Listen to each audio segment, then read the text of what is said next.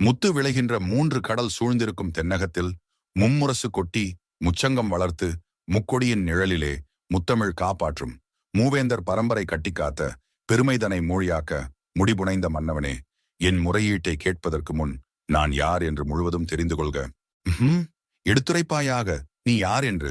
கையில் ஒற்றை சிலம்பினை எமனது பாசக்கயிறாக ஏந்தி வந்து நிற்கும் கண்ணகி, நீதி வழுவா நெடுஞ்செழிய பாண்டியனான உம்மை துணிந்து இகழ்ந்துரைக்க வந்திருக்கும் கண்ணகி ஆவேன் நான். என்ன பிதற்றுகிறாய்? ஆம், உனது கொடிக்கம்பம் முறிந்து விழ அயல் நாட்டவர் இகழ்ந்துரைக்க உனது கொடுங்கோல் அளித்த அவசர தீர்ப்புக்கு ஆளாகி கொலையுண்ட கோவலன் மனைவி கண்ணகி நான் ஆவேன் என்பதையும் அறிந்திடுக அரசே, அறிந்திடுக.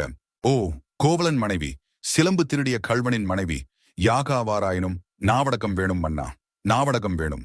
யார் கள்வன்? என் கணவனா கள்வன்? இல்லை இல்லை, அவரை கள்வன் என்று குற்றம் சாட்டிய கயவர்களே கள்வர்கள். ஆத்திரத்தில் மூடப்பேச்சுக்கள் பேசாதே கண்ணகி. உன் கணவன் கையும் களவுமாக பிடிபட்டான். கள்வனை தமிழகத்து நீதி கொல்லாமல் விடாது என்பது உனக்கு தெரியுமல்லவா? நீதி காத்தல் தவறாகாது என்பதும் தெரியுமல்லவா உனக்கு? இருப்பினும் உன் அவல நிலை அறிந்து உன் மேல் கரிசனம் காண்பிக்கும் பொருட்டே உன்னிடம் பொறுமையாக பேசிக் கொண்டிருக்கிறேன். கரிசனம் காண்பிக்கிறீரா? யாருக்கு வேண்டும் உமது கரிசனம்?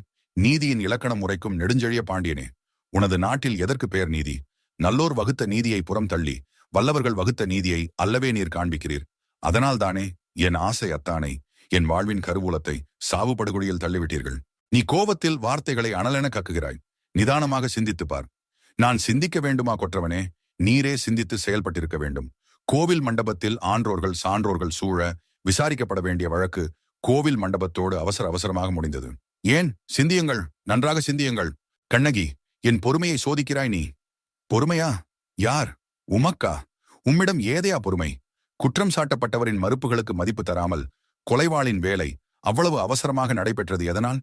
இதற்கு பேரா நீதி? இதற்கு பேரா நேர்மை? இதற்கு பேரா நியாயம்? இதற்கு பேரா அரசு? இதுதான் உமது பொறுமையின் இலக்கணமோ? உமக்கு பேரா அறம் காக்கும் மன்னன்? போதும், இதோடு நிறுத்திவிடு கண்ணகி. உன் கணவன் கையில் இருந்தது பாண்டிய அரசி, கோப்பெரும் தேவியின் சிலம்பு.